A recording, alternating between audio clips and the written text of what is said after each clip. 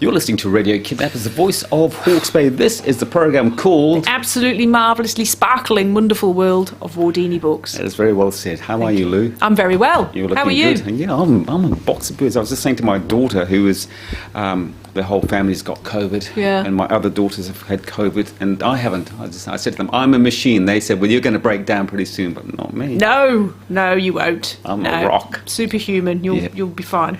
Wardini Books, tell us where you are. 16 Tomato Road in Havelock North. I'm 44 Hastings Street, Napier. And you're everywhere. You're on the web. You're on all those other... Facebook and Instagram. Yes, you are. So there's no reason not to get hold of you. And, of course, in this day and age, we don't even need to come to your shop to buy a book from you. No, we do have quite a functioning website. Yes, So, we can get books out there to people. It's at free. A very reasonable charge. Yes, they are. Very reasonable.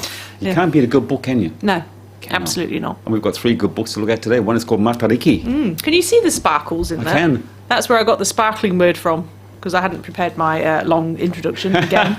So this one is by Kirsty Parkinson and Kitty Brown, Matariki, and they are the pair that were behind the Reo Pepe books, which are just beautiful little board books for babies. And there was one about getting dressed, these are my trousers, and these and they were bilingual, English and Reo Maori. So I'm very excited to see that they've done this Matariki one. And it's quite a simple book. You can use it on many levels. And I think it is important to note that different areas in New Zealand, different we have different ways of using the stars, don't they? Yes, they do. So I quite like what they've done. They've put at the bottom, this text is in Te Reo Māori, just in case you didn't know. And then they'll have it in English with the untranslatable Maori words for things too. So how can we celebrate Matariki? Let's look at the stars. So we're going to look at Mo Maharatia, remembering our past, Te Akina Te Taio, caring for our environment, and then Te Whakawhanaungatanga, connecting with our people. That's very well done. Well, that last one we used to talk that when I was a teacher. We used to talk about right. Whakawhanaungatanga because it's quite an important thing. And then you've got Puhutakawa. So we're just looking at very simple phrases, and then you get the meaning of what those words might be from the pictures. I love that one. Oh, no, it's great drawing, so isn't what's that child doing? She's holding a fantail. She is. And that's the name for the fantail. Pi Waka Waka is a fantail. Right.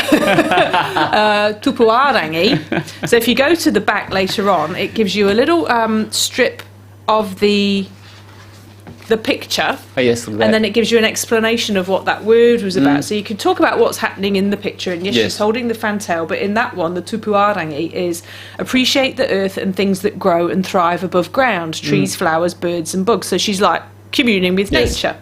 That kind of thing. So Puhutakawa, honour the memories of loved ones and visit the places special and sacred to your ancestors, share stories, look at photos.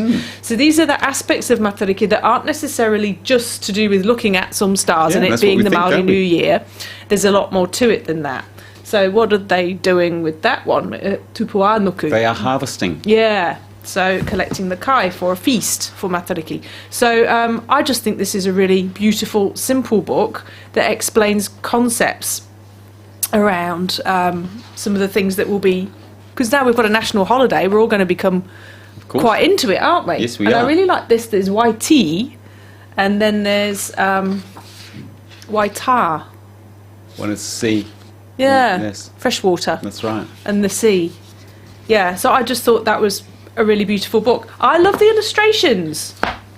Well, I was going to say the illustrations make that book in particular. Yeah. Because it draws your interest and it shows you the words and, And they're quite realistic, aren't they? They're very good. So I was looking at it with Phoebe, who you know, that works with us, and she said it looks like maybe that sometimes they've taken photographs and worked the art over the photographs. I can imagine that picture being massive on your wall. Yeah, it's quite gorgeous, isn't it? So I wonder if that is actually the whānau of Kitty and Kirsten. But I just thought that was absolutely gorgeous. So who's that book going to appeal to? I think many of us, because now that we do have Matariki as a public holiday and we are celebrating more of the first settlers, indigenous things. Yes. That's I've just lost my articulation completely. All of the things that we're celebrating. Then people are going to want to know more. They're going to want to get it right. Yeah, Yes, they are. so I think this is a wonderful start. And there was something, this text is in Te Reo Māori, it says, but then later on it actually says something about, I thought it said something, this text is in Te Reo o Kaitahu. So I don't know if that is something from Ngaitahu, and they're acknowledging that that is where that's from. So it might not be 100% applicable to your area, but it's a jolly good start. Great way to start learning. Absolutely. And the lost whale. Isn't that beautiful? That's great drawing, isn't it? Yeah. So this is a novel for children by Hannah Gold, and the illustrations are by Levi Pinfold. Is Hannah a Kiwi? No, I don't know where I'm not quite sure where Hannah's from. Levi's Australian, I know that part. So vividly evoked pictures all the way through. So what's happening is you've got a little boy. I think he's about 11, and his name is Rio, and he lives in London with his mum. And that was a picture of him and his mum. His mother is not well at all, and Rio's been looking after her for quite some time. She suffers from a deep depression, and some days she can't get out of bed, and he's been feeding her and dragging himself around and not had much time to actually be a little boy. But he doesn't mind because he loves his mum to absolute pieces. But what happens to Rio is mum has to go into hospital, and there's no one else to look after him. He has to go to California to stay with his grandmother, who he's only met once before when he was a very small child. He is pretty raging about this. He does not think this is a great idea. He misses his mum. He's feeling sick with it, and his nan gives him a hug when he gets there, and she's all angles and bones, and it's not the right kind of hug, you know. And where were you when we needed you? He's got this anger in him, and they go to his grandmother's house, and she's right on the beach, right on the ocean, and he can appreciate how beautiful it is, and that's where his mother grew up. And she says, "This was your mother's room in the attic. You can stay here while you're with me." And his mother is a concert violinist, a beautiful violinist, and he puts his little 11-year-old feet in the grooves in the floorboards where she stood at the window playing her violin when she was a young woman living still at home. And he finds this bunch of sketches that clearly his mother had made when she was a young woman, and they're all of whales. And then he realises they're all of this one particular whale.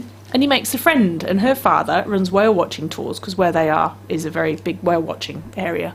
And he becomes quite obsessed with this particular whale, whitebeak, it's identified as. Everybody knows who this whale is. And there is a migratory pattern, and it comes right down that coast, and then they end up going into these inlets in Mexico to have their calves. And in his mind, looking after and tracking whitebeak and making sure that she is okay is synonymous with making sure his mother is okay. And if Whitebeak gets where she needs to go, his mum will be okay. And so there's all this going on for Rio, and the making of a friend, and the forging of family relationships, and a lot of conservation with what's happening to the whales. It was beautiful. Good read. Oh, absolutely gorgeous, yeah. And so I would say for about 9 years and up, and to our age too. Look at that picture of Whitebeak. It's marvellous. Yeah, I don't know if the video will show it, but anyway, you can look it up on on Wardini Books' website. Indeed. Yes, indeed. Tell us about Mrs. Jewell and the wreck of the General Grant. I've heard about the General Grant. Yes. What can you remember? I just said someone's looking for it. Yes, absolutely. Right now, as we speak. Yeah, and I'm not quite sure if they've found it. They think they've found it. So I'll just put my phone on to get the year correct. In 1866, the General Grant went down. It's got gold on it, hasn't it?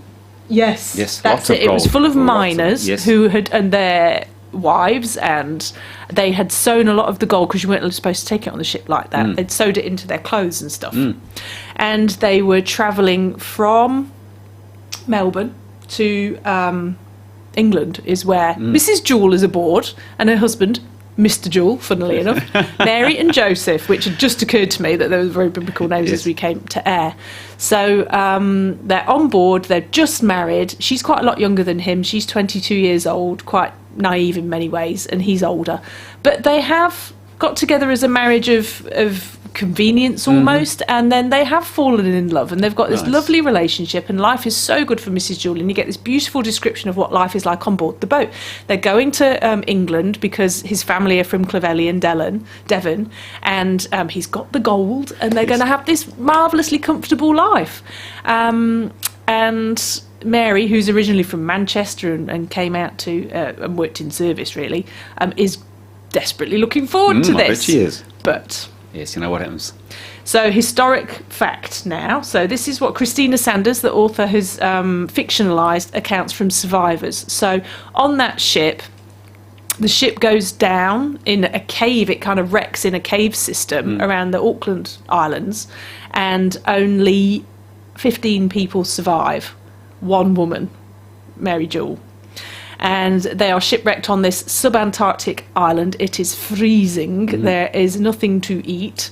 And they try and they survive for 18 months. And this is the story through the eyes of Mrs. Jewell. And it is brutal. And she's got so much to face, you know. She's got her husband, but because they were the only ones to survive, they've got all the survivor's guilt going on and things that happen when they jump from the ship, and the women and children that drowned right before their eyes. And so it's the story of Mary Jewell and how bloody awful it was on that island for her. But it's fascinating because she was, you know, a very vibrant, lively young woman, and trying to survive that, and what comes out at the other end of it is quite fascinating. So this is not out yet. It's going to be launched at Jewett House on June the 17th. Yeah. Sounds almost like a harrowing read. It kind of is in places, but it's not. It's one of those really exciting books where you have to know what's going on, you know. So the shipwreck is totally dramatic itself. And even though you know historically what happens, you're like, oh no, not that little child, or not that lady that she's made friends with. Oh my goodness, you know. So it's absolutely fascinating and very gripping. It makes you want to find out what's happened to the General Grant, doesn't it? Yeah. So I'm not sure where they are with that, but there is a chap that's apparently found it. And this was happening while Christina was writing the book and editing the book, and she's like, good grief if they haven't just found it after all these years. So yeah, it'll be interesting. Absolutely right. Now, if we want any of these marvellous books, just remind our listeners once again, where do we get them? Wardini Books, please. My pleasure, as always, Lou. You look after yourself. We'll talk at the same time, same place next week. Great. Thanks, Kim.